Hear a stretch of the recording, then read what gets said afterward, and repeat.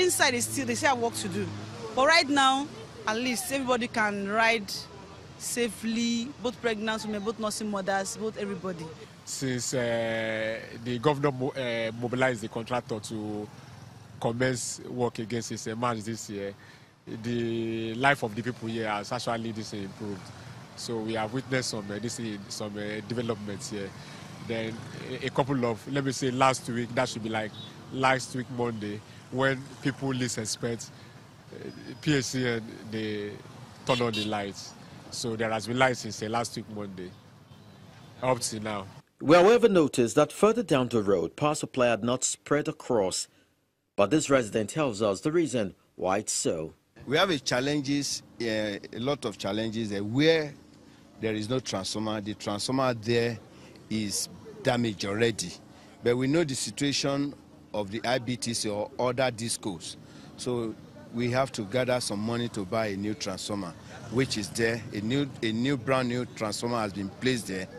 We are going to start the work by tomorrow, so that by the weekend, this section can have light. The Ibadan Electric Company, they are working on the transformers. Some from the transformers, they need to service them, they need to change some cables, because for like 5 to 6, let me just say since 2011-12, when no light in this community, some of the cables in the transformer, this is stolen, why some transformers need to be serviced. At the pipeline axis, the residents are grateful for the drainage that has been constructed, but they still seek further help to spare them the menace of flooding.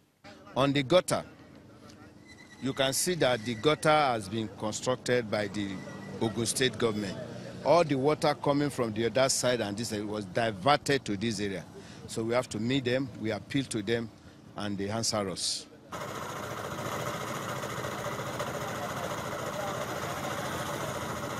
We met with one of the site supervisors at the Ajegunle end of the road, who explains the level of progress that has been made so far. Virtually the project is 8.5 kilometers, and by and large we have covered both two side drains to 3.7 kilometers. Actually the present asphalting has reached 2.5 kilometers, and we have many challenges, like this very place, which is Ajegunle.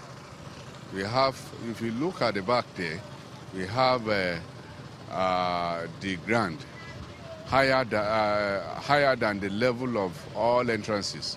So we have to do cut and filling to make sure this place is balanced to the level of the roads we are picking up from the start.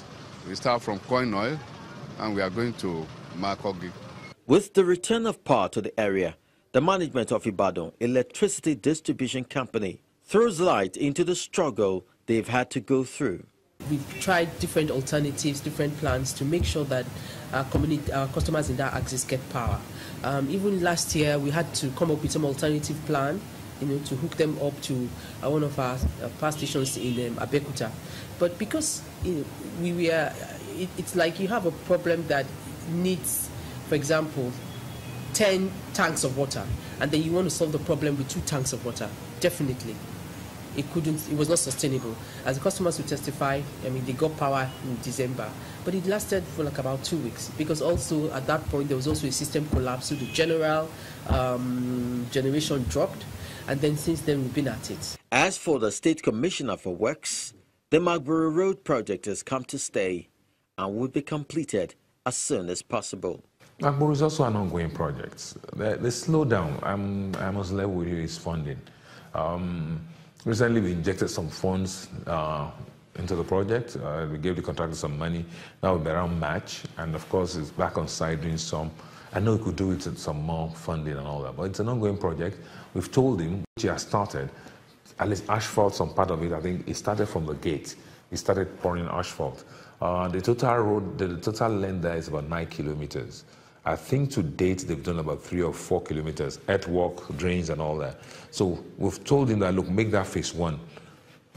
Where you've done the drains, the earthwork, just put asphalt over that before you move further, so that at least they can begin to enjoy that part. So it won't just be earthwork all the way. So, and that's what it's doing now.